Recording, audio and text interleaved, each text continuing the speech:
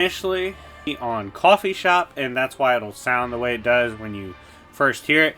But this is a new intro because while I took this week off, I kind of realized I still love doing versus battles in a way, right? But I only want to do banger matchups on the main channel, so I'll probably do a versus battle once a week, give or take, and it's going to be just matchups I personally think are amazing. So if you want to see content like this, make sure to smash the like button and comment down below some matchups you think are super interesting. And anyways, run the likes up, and if you want to purchase a video on this channel or on the Coffee Shop, hit me up on Discord, as well as you can join the server, which is free to join, and we hang out and have fun there. But yeah, thank you guys for watching. This is the first of hopefully many interesting battles on this channel, which includes this first one, Albus Dumbledore versus Jiraiya from Naruto. I hope you guys enjoy, and without further ado, enjoy the video. What's up, everybody? It's your boy, Jobbers and Goons, and grab your lattes, your cappuccinos, whatever the hell you're sipping on, and have a seat. This is the Coffee Shop. I'm your host today, and we have a banger of a battle. I'm not sure if this is going to end up a blitz battle, because I might end up going really into detail, and if it ends up not a blitz battle, it'll just be a regular versus battle. And those are like two separate things. So this battle is really interesting to me. It actually ended up way more interesting than I thought it'd be, and it is Jiraiya from Naruto versus Dumbledore from Harry Potter. I'm going to break down both characters and then let you guys know how I think the battle would turn out. If you like stuff like this, smash the like button, make sure to subscribe, and show support to me and other fellow members of the Coffee Shop. But with that being said, I hope you guys enjoy, and without further ado, let's begin. So, first character we're going to talk about is Dumbledore. Albus Dumbledore is most famous for being the headmaster of Hogwarts, but he's also considered one of the most accomplished wizards to ever exist in the Harry Potter verse. There's no doubt in anyone's mind that if he had decided to neglect the role of academia, he was on such a rise that he could have just completely gone on to become basically the most famous wizard, doing crazy shit around the world. But of course, his heart was in teaching. While being a headmaster at the most prestigious magic school in the world, he also dabbled in several things, like starting the first and second Order of the Phoenix, a unique and highly qualified set of wizards that come together to protect the wizarding world from dark threats. And he led basically the resistance against Voldemort when Voldemort first rose up. He's also one of the few wizards alive that is unafraid to say Voldemort's name, because he knows if Voldemort pulls up, they can easily just throw hands. Unfortunately, while engaged in yet another war with Voldemort as legendary protagonist Harry Potter existed, obviously, and Voldemort was trying to finish him off. In the war against his Dark Army, Dumbledore sacrificed himself in order to ensure the victory for Dumbledore's army and the good of the wizarding world, which was awesome to see. It is one of the most tragic deaths in my childhood, personally, for reading books or comics or anything. Let me know in the comment section if you agree. But yeah, he was a legend, and now that we got like his bio out the way, let's get into just what he's capable of, and most importantly, how he scales. So let's talk about AP, speed, stuff like that first. His AP, and thus like his defensive shields and stuff, should scale actually to around city level. We know Grindelwald, who he successfully defeated in a duel and matched him in power in the novels. He was somebody who could threaten an entire city with his spell. As well as we've seen Dumbledore casually, like no diff, cover an entire city. So them having spells of that magnitude is not that hard to imagine, given that when they perform magic, it's often, and like they duel, it's like, to muggles, it seems like hurricanes almost. Now, the speed aspect he's capable of casually blitzing characters that use lightning-based spells and light-based spells. With lightning and light-based spells actually being capable of being learned in the 5th year at Hogwarts, and way advanced characters like someone like a Dumbledore, who literally is the most prestigious student of all time, would casually know. So he's way above. He should be above light speed spells in combat, which is very interesting scaling. And of course, this comes from the books. I haven't really watched that much of the movies. I was more of a books guy, and I find it's just a lot more detailed. Now for durability, obviously if his shields falter and the magic fails, he's an old man. I hate to say it. He might be in trouble if he gets fucking punched in the face, obviously. And you don't want him getting into too many crazy physical exchanges, but again, he has a bunch of shields and magical abilities to protect him from it ever getting to that. Now, on the stamina side, you might be surprised.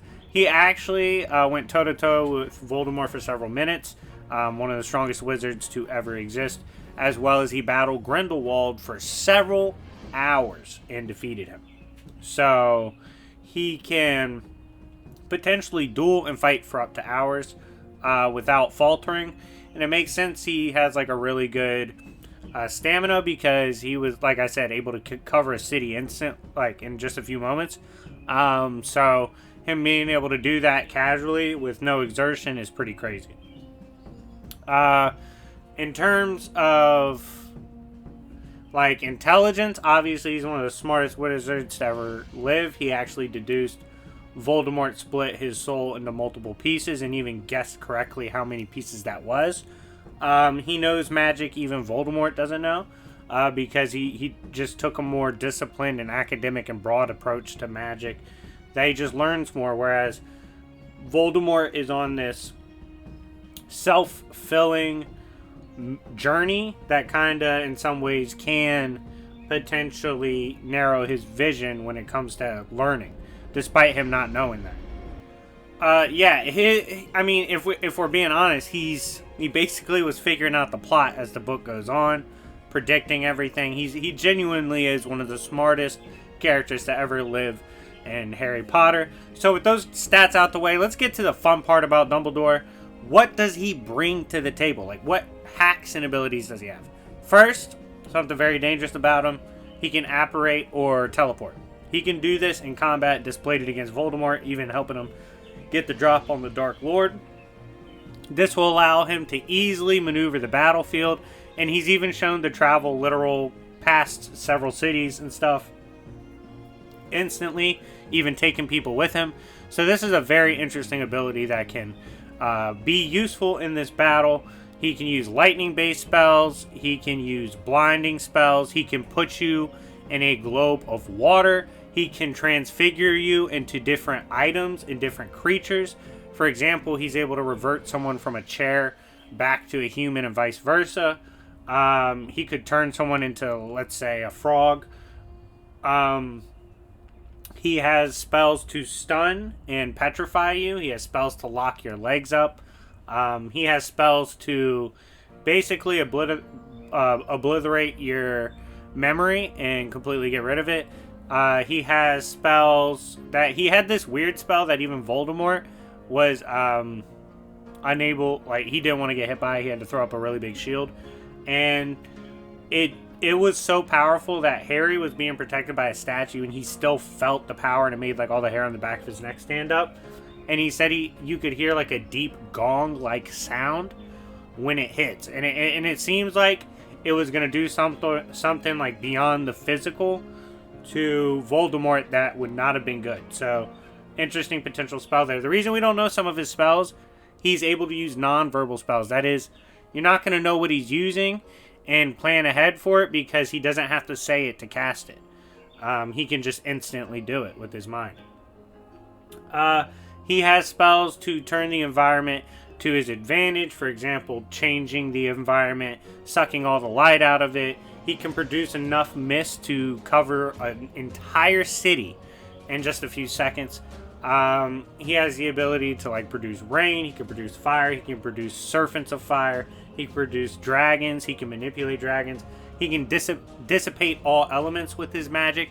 He has a very clear and defined use of elemental magic. Like it's quite obvious he's a master at it, even able to do so against Voldemort pretty easily.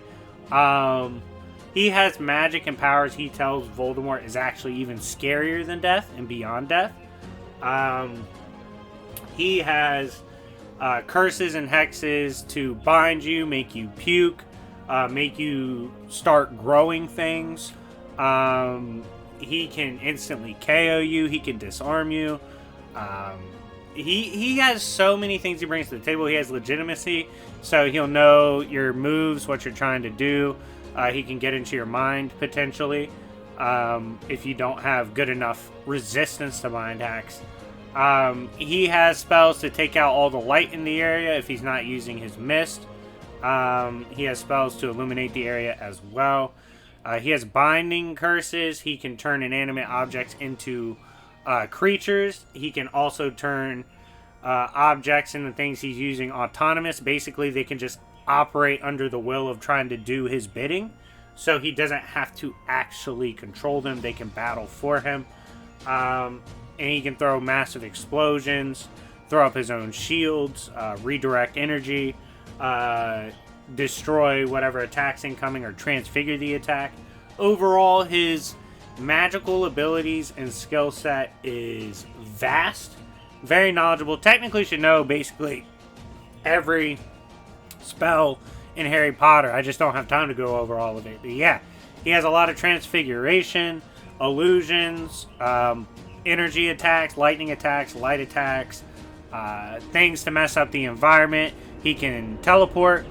Overall, Dumbledore's bag of tricks is beyond crazy, and his quickness, ingenuity, and experience makes him a very dangerous combatant. Now, that's one character, but we gotta get into the other one, which is my boy Jiraiya. Now, who is Pervy Sage Jiraiya, the legendary Sannin? Now, this is one of my favorite characters in Naruto, and a big reason why I had continued the series when I was young. And that's because he's just his own man. Jiraiya is actually, despite being a goofball, a writer of erotic novels and all that, is one of the most legendary ninja to ever exist in his verse, and was a member of the 3 legendary Sannin, 3 famous ninja from the Leaf Village that had several accolades throughout the war. Now, Jiraiya would grow up, mentor many notable ninja, and eventually would even mentor the main character, Naruto Uzumaki. Being a gifted ninja himself, Naruto was actually able to learn a lot from Pervy Sage, but eventually, due to the actions of the Akatsuki, a rogue ninja faction, Jiraiya was sent from the Leaf to investigate them and find out about their leader in their hidden village. Now, the reason this happened, of course, is because Jiraiya is an amazing intel officer, and when he arrived there, he soon figured out that the leader, Pain, was in fact there, and eventually had to engage him and his henchman, Conan, in battle. Eventually, due to the power of Pain and his many different puppets, aka scary-ass dead homies that he uses, he jumped the shit out of Jiraiya, and although we all wanted the Jiraiya to run away and survive, he decided to stay there in order to get the best intel possible back to the Leaf Village, and in doing so gave his life that day in order to help Naruto and the village eventually defeat Pain and the Akatsuki. So, with that in mind and his backstory out the way, let's kind of get into what Jiraiya brings to the table. I'm personally super excited to review this. So, in terms of strength, this is interesting. So, we can talk about striking. I actually think Jiraiya has some pretty decent strength scaling, even with just raw hand-to-hand. For example, we know that he got devastatingly injured against the Three Tails from Naruto, right? Like when the Three Tails appeared out of Naruto and he wasn't able to control it, this did some horrible injuries to Jiraiya. Still inflicted with this in base, Jiraiya was able to push through the cloak, and keep in mind Four Tails cloak like passively knocked out, I think it was Sakura, and the fucking, who's the snake dude from not Orochimaru, the one that be on his nuts. I'm forgetting his name, but Kabuto. Yeah, Kabuto. My bad, Kabuto fans. But yeah, Kabuto got knocked out by it, and the point is the chakra cloak's extremely potent. And Jiraiya still reached through it and sealed, which is very impressive. So I'd say, given that Kabuto should be able to take like Kakashi level strikes, Kakashi could probably survive like a Jiraiya attack.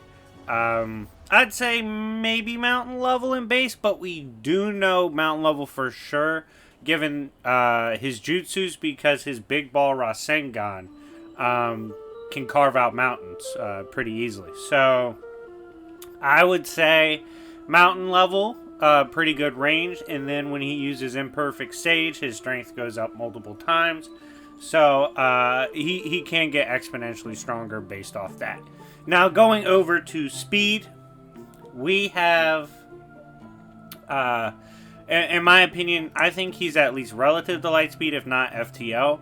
My reasoning behind this is pretty simple. Kid Kakashi was able to cut lightning, react to and cut lightning itself, right? So he's a lightning timer. If you think Kid Kakashi is faster than Jiraiya, I mean, I guess, but I don't think many people would, so I don't think he is. And I think Jiraiya would be several times faster than Kid Kakashi, as obviously Kakashi got multiple times stronger throughout his life. And I think Jiraiya would be relative to even, you know, obviously part 1 Kakashi in speed.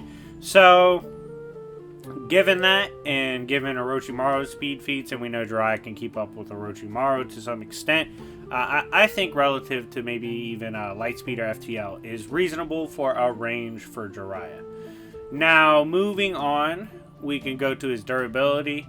Jiraiya can take what he dishes out, obviously. He can take what he gets hit with. He's been hit by Tsunade as well, who we know, if she's raging, and she was raging when she hit him, she like broke the ribcage of Madara. I'm not saying she hit him with the same level attack, I'm just saying he took a hell of a hit, as well as I kind of reviewed how strong that chakra cloak really was that would have hurt Jiraiya, and a lot of people underestimate how strong it is. They kind of meme Jiraiya for it, but it was pretty strong. He's kept fighting even when his arm was ripped off, and like he was just a chat about it. He has so much willpower that if he believes he still needs to keep fighting or it's something left to be accomplished, he can restart his heart with his willpower alone, which is absolutely nuts. So his durability does at least match his AP, but his willpower and his toughness just far exceed the normal limits. Now, in terms of intelligence, he's really slept on because, you know, he is known as the pervy sage, and he is known for being a goofball, but he actually is wildly intelligent. Jiraiya has suffered many battles and been throughout countless wars. He's been one of the most notorious intel officers in Konoha history, which is crazy because they literally have an entire division dedicated to that shit. And despite all the Hokages, all the top tier shinobi throughout the village in their history, Jiraiya is still one of the top tier.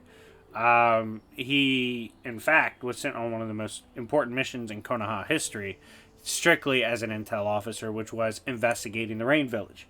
Battle-wise, he's been able to take on multiple opponents at once, even when injured and caught off guard and taken by surprise, which is very impressive. So yeah, I'd say intelligence-wise, he's pretty slept on and brings a lot to the table. Now, skills, he's skilled in several different areas. First, obviously, we talked about intelligence. So, both long-term combat, short-term combat, he's well-versed in and has experience in. as well as like multi-step attack patterns. He's shown the tendency and capability of doing so. He's actually very skilled in taijutsu, comfortable ragdolling the pains, especially when he was using imperfect sage mode with taijutsu and ragdolling summonings.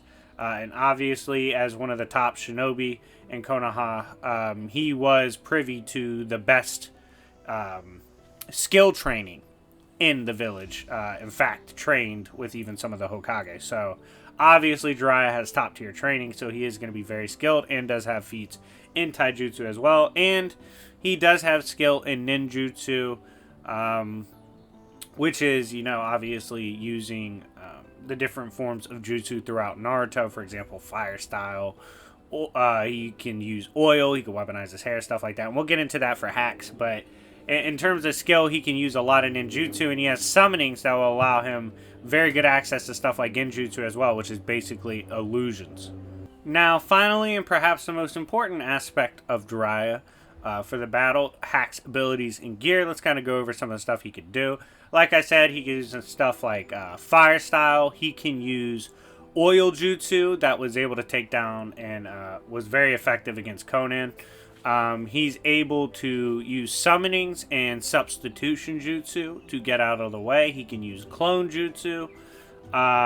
He can do stuff like, upon his intelligence missions, he shows he knows jutsu that allows him to turn people into frogs as like a form of torture. He can also summon massive frogs that can battle Bijou, which is insane, including my boy Gamma Bunta, who I will admit is kind of a jobber, but still can be very useful in a situation like this. Some of the frogs he can summon, like Ma and Pa, are capable of their own devastating jutsu. For example, they're like water beam bullet shit that was a threat to even Pain. And they have a devastating auditory genjutsu that Pain said if you all got trapped in it, they would have been fucked.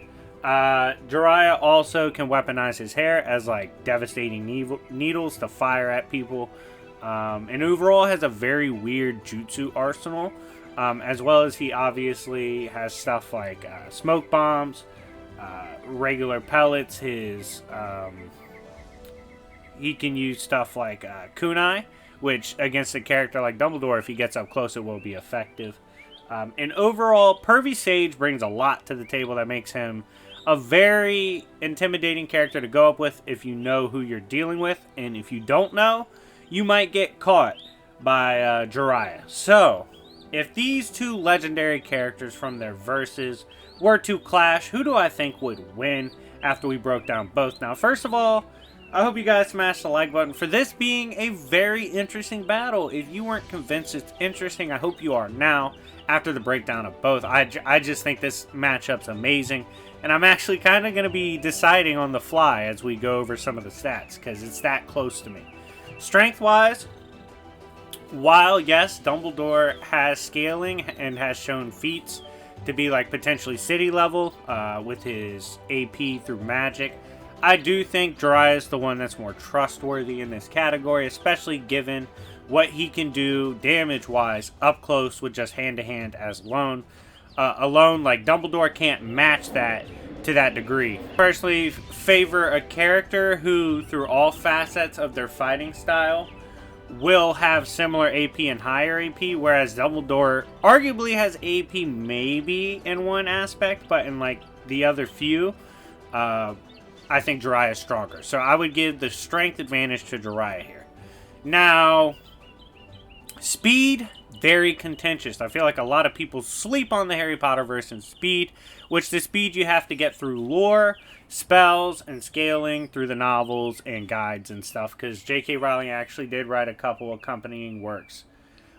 With this, we get Dumbledore to light speed to even FTL as even 5th years at the Academy or Hogwarts or wherever they go, depending on their location in the world. They can use spells that are lightning based, as well as I think 6th and 7th years use like light based spells. We know Dumbledore by just year 5 was more capable of anyone that had been through Hogwarts, so obviously he's way faster and way better with magic than these spells, as well as we know, like, Grindelwald was able to fight multiple Aurors who were slinging around lightning casually, like lightning-based spells. So, yeah, I'd say light speed is arguable. Definitely massively above lightning timer. And on the other hand, you have Jiraiya, who, like I said, was casually above lightning timer. And arguably, through just scaling multiple times above Kid Kakashi, maybe gets the relative to light speed. It just depends. I think Dumbledore might have a slight edge in speed, and I definitely think the spells he uses are going to be faster and have better speed scaling. But I think up close, obviously in hand-to-hand, weirdly enough, Jiraiya would have the speed advantage here. So mid-distance to long-distance, Dumbledore's faster. Very short distance, Jiraiya's got the speed advantage, in my opinion. Let me know what you think. Now, durability, Jiraiya. Yeah, Dumbledore has magic shields, but Jiraiya can take a fucking hit. Obviously takes the Dumbledore, he takes Dumbledore in this category at least. Now, intelligence, both are super intelligent. I think this is a tie. I think Dumbledore is smarter. He has been through, several wizarding battles and duels, but for the most part, he's one that's peaceful, but he's massively intelligent. I do think he's more intelligent overall than Jiraiya, but I think Jiraiya has a lot of battlefield experience that makes up for this shit, so I think they're probably about even here. Skills, and magic, Dumbledore almost has no equal, but Jiraiya is more skilled at more things, so I'd probably say it ties up again here. Hacks, abilities, and gear. I think Dumbledore might take a slight edge, as basically all his shit is hacks.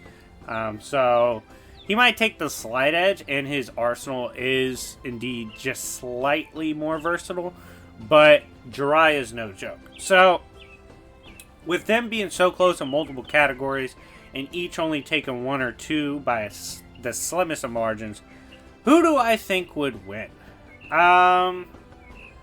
I think this would probably start off like 10, 15 feet away. We'll say the location is in Konoha, right? Like, we'll give them that. We'll say Konoha or an abandoned village. It doesn't matter. These two began fighting. Dumbledore is instantly going to be throwing up shields. He's going to be using perhaps his most effective technique in this battle. Being able to apparate anywhere at any time will definitely help him here. He'll be shooting around different buildings and whatnot. Summoning things like he can summon a massive flaming phoenix to attack, or dragon. He can animate objects located around them, turn them into living fighters. Weird shit like this. Jiraiya, I think at this point, while he's getting hit with a bunch of weird curses, hexes, and jinx that are being thrown his way, I think he would kind of fall back, and while Dumbledore himself is getting distance and thinking about, okay, how do I take out this guy? By the way, we're assuming both are willing to kill here. They don't want to, but they're willing to. By the way, Dumbledore won't be using the killing curse, though, because Dumbledore's never shown the killing resolve that it takes to use such a devastating curse. I don't think he would use it. So these two would disengage and kind of get distance. I think at this point, two things happen for Jiraiya that help. He either summons, which I think he will do. I think he's going to summon Gamabunta, and then he himself is going to fall back and summon Ma and Pa, start getting into Sage mode. Dumbledore at this point will fucking turn Gamabunta into a table or something. I mean, on a serious note, I think Dumbledore wouldn't play around at that point when a big-ass frog like Gamabunta summoned. I think he would definitely use the elements. For example, he can put mist over an entire city almost instantly. He could do that. He could cover Gamabunta in flames, hit him with a lightning spell to the face, hit him with a light spell to basically blind him. He can try to transfigure him, but we know most wizards can't just like pull up on dragons and transfigure them, and Gamabunta's big as shit, so I'm not willing to assume he can transfigure something of that size. But Dumbledore is incredibly potent, you never know. Definitely could use stuff like the leg lock curse to potentially numb Gamabunta, but again, size might be an issue. I think a lot of it is going to have to do with how he uses elemental-based spells, maybe confusion spells. He could also use the mind-wiping spell or control Gamabunta with the mind control spell. Regardless, I do think he does have some ways to get rid of Gamabunta, although he will be a pain. But after that, Dumbledore's going to be pissed, right? He's going to be like, okay, this guy's got some big shit on his side. I don't want to deal with this. So Dumbledore is going to bring everything to the table against Jiraiya. At this point, I do think Jiraiya would be in imperfect sage mode. He gets so much faster here, so much stronger here, that basically any chance he gets up close to Dumbledore, it might be lights out, right? It might be a one and done. Dumbledore is going to be teleporting around, but Pervy Sage is going to be devastating the area using Ma and Pa the Fire, different jutsu at Dumbledore himself. Dumbledore is going to be apparating. He might put Jiraiya in a water globe like he did Voldemort. It's going to be an intense exchange, but I do think in the end, Jiraiya, it's tough, man, but I think Jiraiya in a long-term battle has slightly more win cons to help him here. Eventually, I do think he's going to get up close. Could Dumbledore take him down before that happens? Questionable, although he does have plenty of spells. I think it would come through a lot of trickery. He would have to take out Ma and Pa. However, that would be pretty easy because Ma and Pa are small. Transfiguration, he'd turn them into fucking teacups. I'm not even bluffing. Like, his transfiguration is crazy. So, actually, that might really help him there. Dumbledore might win by the slightest of margins by either turning Ma and Pa to, like, teapots, then taking out Jiraiya, who at that point would be like, what the hell just happened? Or turning Gamabunta against him with mind spells.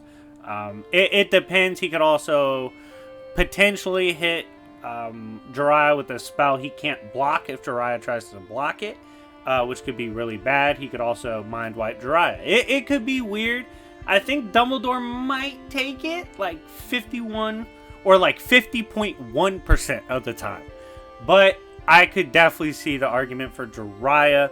I was leaning Jiraiya at first, but I don't know. Dumbledore's going to do a lot of shit here when they separate and get space. That might not favor Jiraiya as much as y'all think. But yeah, this is an amazing battle. Definitely let me know what you think in the comment section down below. Curious to hear your take. But yeah, I favor Dumbledore here by the slightest of margins. Probably the toughest battle I've ever done in my channel. So let me know in the comment section down below what you think. I'm really curious to hear what you think, as well as we can talk about it in my Discord server. Of course, as long as everything's civil. We do daily battles like this all the time. But thank you guys so much for watching. I'm glad to bring battles back. I'll probably call the new series Who Would Win or something like that. I'll keep it simple.